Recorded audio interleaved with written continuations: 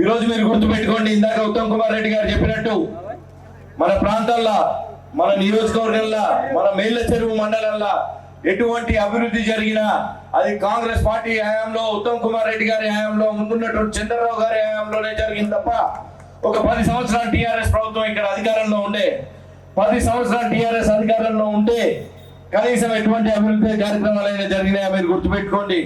ఉత్తమ్ కుమార్ రెడ్డి గారి హయాంలో కానీ, మధ్యలో చంద్రరావు గారి హయాంలో కానీ, కాంగ్రెస్ పార్టీ హయాంలో చేసినటువంటి కనీసం లిఫ్ట్ పనులు కూడా కనీసం మన నియోజకవర్గంలో మరమ్మతులు చేయించలేదు.